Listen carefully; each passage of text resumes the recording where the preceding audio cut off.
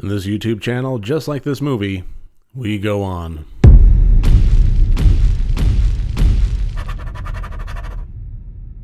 Hello and welcome to Rotted Review of the Day, and it has been several months since I've been able to say those words, and I'm very glad to be back. We have the new digs. I got a new recording studio space, which is just mine. There's closed doors and a controlled environment, and I'm very happy to be here. And obviously, with a new setup and a new physical environment like this, there's going to be some tweaks that are going to have to be made. I can already tell right now that the audio is more echoey in this environment. I'm going to have to make some modifications to that. You're probably going to notice over the next several videos some color tweaks. Just a new physical environment. There's going to be some fine tuning going to have to happen.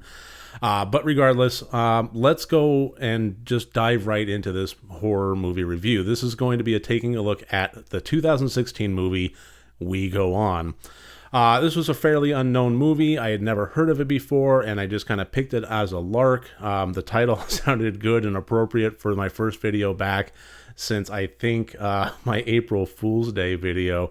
And this follows the main character of Miles, played by Clark Freeman, and he is wanting to know if there is life after death. And this is a movie that overall manages to breathe some fresh air into an otherwise well-beaten dead horse of proving life after death and a careful what you wish for kind of movie motif there. I did like it. In spite of myself, I honestly, when I first started watching it, it really seemed like the kind of cheesy, bland pap that I would have to suffer through.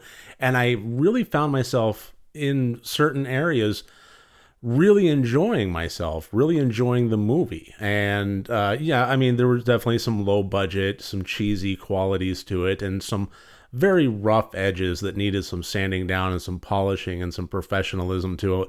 But overall, I did think that this was worth watching, and to get into more detail than that, let's get into the categories. As always, 4 different categories, each one worth up to 25 points for a total possible score of 100 points. And the plot of this one I gave a 17 out of 25. Miles, in his investigation of wanting to find out if there is life after death, he puts out an ad offering a sum of money that will go to anybody that is able to prove it to him. And he gets a huge number of responses, which he whittles down to a series of categories. There was one that was a professor and wanted to take a scientific approach to it and led him down that path. And then there was one that was more of a spiritual medium kind of thing. And then there was a odd voicemail that was left for him that when all else fails, he investigates, and then it turns into a careful what you wish for kind of thing. And honestly, at that point, I think the movie really starts to get good and clever. This carried a lot more weight than I thought it would, with characters that managed to eke out some sympathy despite being a bit... one note's the wrong way to put it. I think just a bit generic. There was some depth to them, and there was some depth to the way that they were portrayed, written, and acted. I just really do think that there were a certain amount of just a generic quality, especially to the Miles character, who is unfortunately our protagonist. We are following him throughout the good 95% of the film. So to have him be a generic, bland, square-jawed, good-looking kind of blah character was a little bit unfortunate. But regardless, I do think that Clark Freeman actually managed to eke out a sympathetic performance. This also took some turns toward the very end that it put a nice bow on everything, but honestly, I think it took some of the heart away from the rest of the film. This is not a movie that, throughout the course of it, lent itself to having a nice, pretty bow put on everything and having happy endings. I'm not saying it has a happy ending. I'm not saying it has any ending of any sort, because I don't do spoilers in these.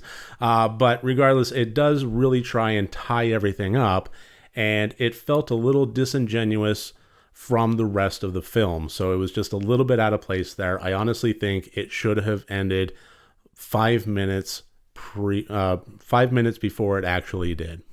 The Intent, I gave a 16 out of 25. Like I said, the Miles character, who unfortunately we are attached to, it just needed some more polish. It needed a little bit more depth. It needed some flaws and some just something for us to grab onto and embrace him as a character, as opposed to just being presented, hey, here's your hero. Everything else seemed to be really well crafted and honestly worked in contrast to the vanilla protagonist. So maybe on that level, it was actually a bit of genius there.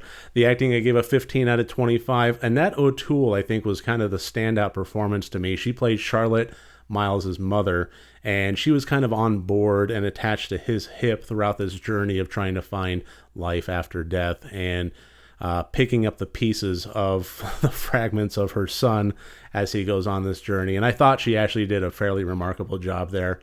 The technicals, I gave an 18 out of 25. The editing, the camera work, the special effects, they were all noteworthy without being extraordinary. They worked in service of the movie, and I think on that level, it worked out pretty well. Nothing really good enough to elevate as far as special effects, but also nothing bad enough to detract.